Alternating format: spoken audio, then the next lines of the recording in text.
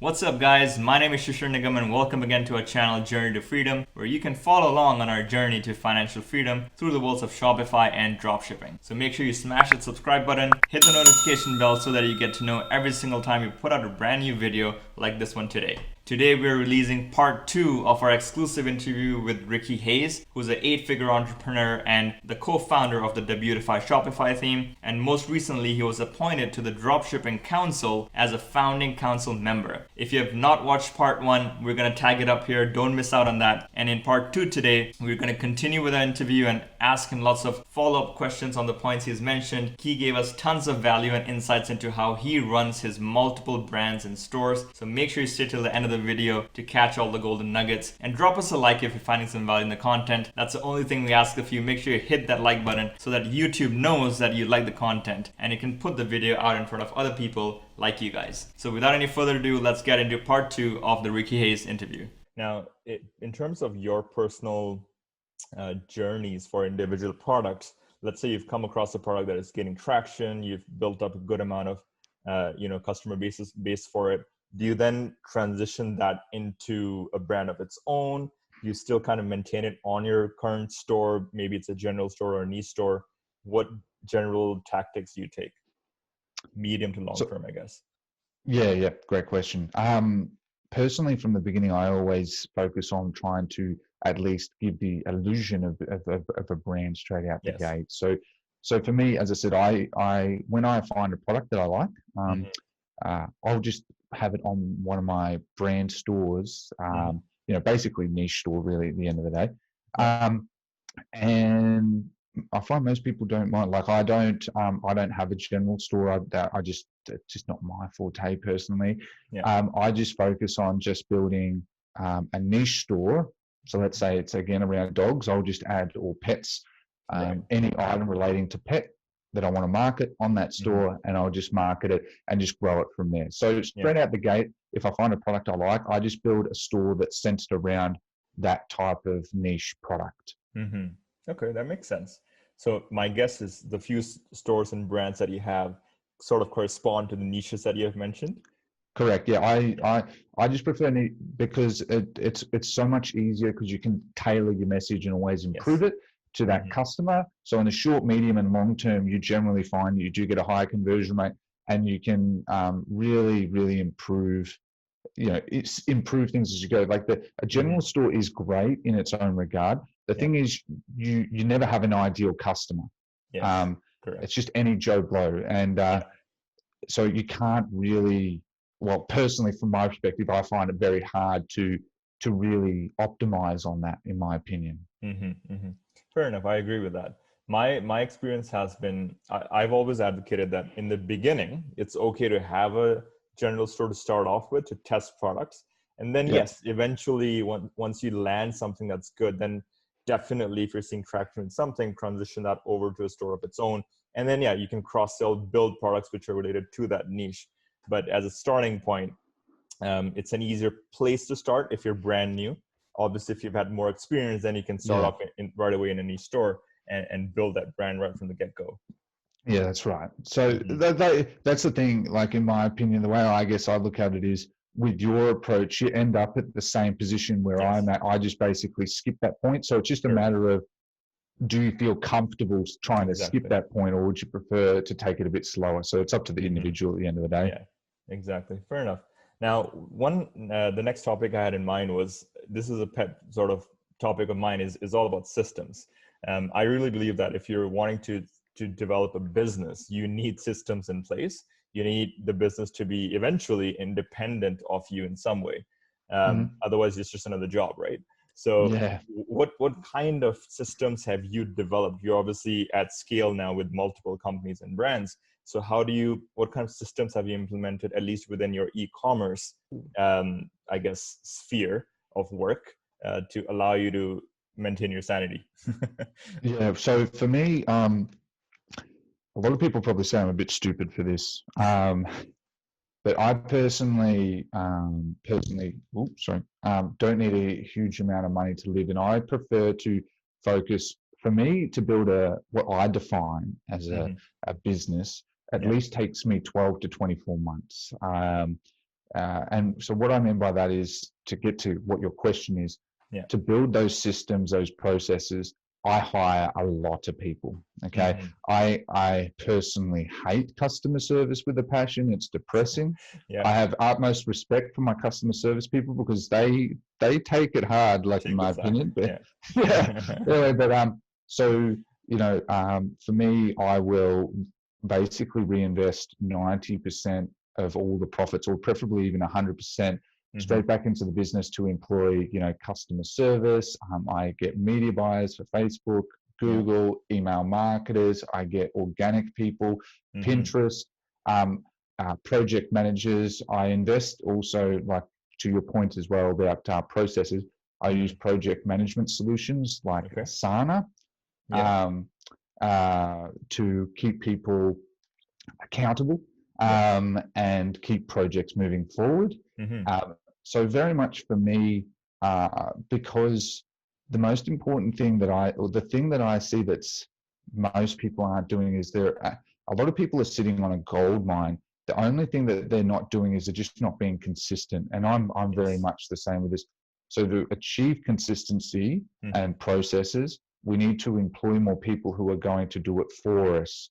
And like what you said before as well, mean that if let's say hypothetically I am hospitalized, the business will still keep operating as if I never existed. And so that takes a long time and commitment and to get to that point. And that's why I say 12 months and to build the business and get those processes and that in place. Because you'll seen it 100 times yourself that you're going to find unexpected things. Oh, wow, that was obvious. And it's that learning curve, and you get more people to help fill those gaps, bridge those gaps. Pardon me. Yeah. I think another way to put it is the more people you have on your team who are making mistakes, the faster you learn as a whole, as an organization. If you're the only one making mistakes, then hey, you're the only one learning. But the moment you multiply that, then you learn faster. I get a lot of people say to me, like, one of the things that's really hard being an entrepreneur in that is we're perfectionists and outsourcing work to others. You're inherently saying that things aren't going to be as perfect as what you could do. But if you really want to grow an actual business, you just have to take that as a drawback. And you will find, in my opinion, that you're going to get some average staff, you're going to get some good staff, then you're going to get some excellent ones, and then you're going to get some bad ones. So that was going to be my next sort of follow-up. So how do you go through your hiring process? Where do you find the talent? How do you manage that process personally? So personally, I use Upwork. Most people do. There's Upwork, Freelancer. I don't use Fiverr personally. I think Fiverr is just no. Anyway, but like I use Upwork, and I personally prefer to pay someone a bit more because they generally get a bit more better result. They're more loyal to you, and they know they're going to get paid more. Pardon me, sorry. And I also very much transition people away from Upwork. So what I mean by that is most of my staff full time after that. Yeah, so I use a tool called Hubstaff. And so Hubstaff is basically my own private Upwork, basically. And so it integrates with my project management software like Asana, for instance, or Trello, whatever. And they can log their times, they can get paid through there, and they actually get increased pay because they're not getting the Upwork fee reductions. And because in relation to that as well, I don't really employ agencies. It's funny, I have a digital marketing agency that I don't really employ. But like, I personally prefer to hire freelancers because freelancers generally are more loyal to you because they get a lot of sporadic work. If you can offer them good paid consistent work, they're going to be very loyal to you. That's a great point. And generally they're going to do a better job and really, really care. I have some staff that like work 70, 80 hours a week for me, that work specifically for me, and they just love it because they can focus on one person. And as a result, I can be confident that they're going to do a good job for me. Correct. I think that's one of the main annoyances of, I think, being a freelancer in that community, that, hey, it's almost like having a revolving boss every 2 days, Correct. and Yeah. you have to deal with their different natures. So Yeah. if you can provide stability to a freelancer, I think that's a huge plus point from their perspective. And my experience just from speaking to freelancers is, I don't know what the community is like, but a lot of people that hire these freelancers must treat them like crap. Yeah. So if you treat a freelancer well, pay them fairly, and give them consistent work, they're going to be so indebted to you that they're going to be like, this is an opportunity of a lifetime. So they'll just reward you with the best quality work for you. That's a just fantastic point. Yeah. Hope you're finding value in the content so far, guys. And if you are, make sure you smash that like button, subscribe to our channel, and hit the notification bell so that you get to know every single time that we put out a brand new video. And make sure you stay till the end of this one to catch all the content, and comment below on what you like and what you'd like to hear about. Stay with us. Now, so think of it from so let's say a dropshipper or e-commerce store owner is at a point where so far it's been them, maybe plus one VA who's doing customer service. What are the stages you go through? What do you outsource first? What do you outsource last in that process? Firstly, is always customer service. Yeah. And I'll say that every time, and I think nearly everyone will say customer service firstly, because your emails, your live chat, your Facebook comments, they're all very relevant and important, but they're also very depressing and boring. Yeah. So, and I don't like to have that negativity. As a business owner, we have to have positivity. So to me, I would pay, I don't care. I just want to get that over and focused. I don't want to do it. So customer service is always first, and I usually bolster that straight away. So I like to have 2 or 3 people focusing on that. And then what I'll do straight after that is I will start getting media buyers in for Facebook, Google, and stuff. I'll start employing more of them so that I can start doing more marketing across multiple channels. I generally start them, but then I get more people in that space. I employ email marketers very early on, because email marketing as well as SEO is a very time-orientated thing where it takes a 3 to 6 month maturity period. The earlier you start, the faster you start benefiting.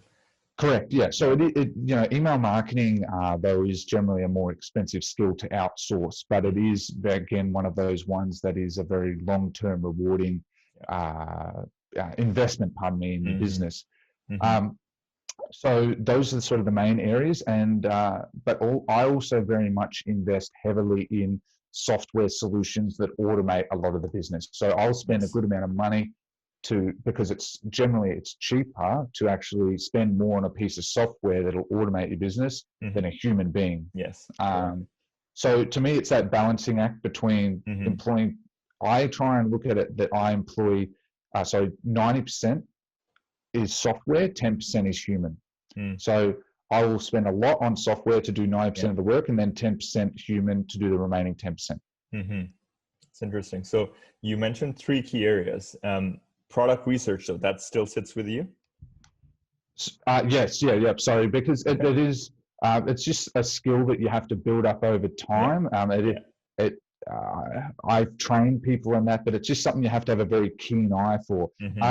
And I always recommend to people that if you, as I said, because most of the people we target are women, if you're a male and you have any female friends, I would seriously recommend asking them, because women are actually the best at product research because they know their niches so well. Yes. So funny story here from my end was I got my start in e-commerce thanks to my wife. I saw her shopping habits and learned a lot from them. So she's our in-house product research expert. They're fantastic, because and in no regard do I mean any negativity here, but like they've been brought up being sold all these items. They know these products in and out. So if you have a female friend or partner, utilize those skills. Yes, exactly. I'm actually quite jealous. As a male, like I'm very stingy in that. I'm like, I don't have that mindset, and it's like, you just see it so differently. I'm so jealous of that skill. I was talking to another friend of mine recently. He's in dropshipping as well, and I was talking to him, and he was in the same position as you. And he mentioned that it's just as hard to find a business partner as it is to find a a life partner who is complementary to you. Yeah. So That's great. no, it's great. Thanks for going into all of those details. That I think they're very useful. Now, bringing it back to a higher level, where in the last sort of 2-3 months, what have been some of the biggest challenges for you personally in your variety of different businesses? Time management for me, Yeah. I would say, and complacency. At times, I do find at times that I can be a little bit complacent. I do need to push the boundaries. But being the fact that essentially I own quite a number of businesses now, it's all about managing them all as equally as possible. Yeah, priorities. Sorry, that's a better way of putting it. So that would probably be my biggest challenge. The other thing as well is that in the last few months with my latest store, it's a very custom orientated product, and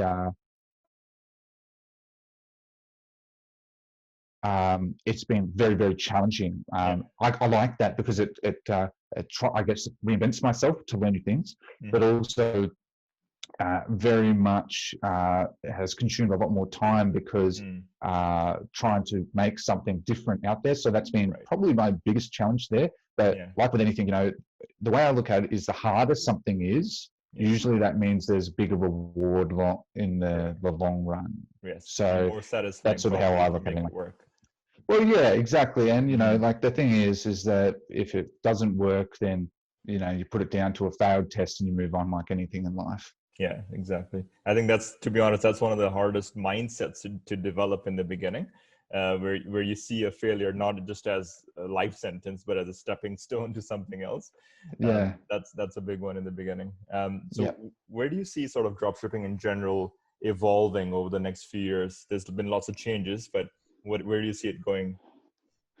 Well, one, the dropshipping model will always exist. So for anyone, I get this asked all the time, and I'm sure everyone does in this space, it'll always exist. It'll never disappear. But just how the long-term longevity of your business is a very different playing field. So all I see over the next 12, 24-ish, whatever months, is that the focus is completely going to be customer first. Now, in my opinion, I've always said that customer first should always be the most important part. It's the linchpin of your business. You don't have a business without a customer.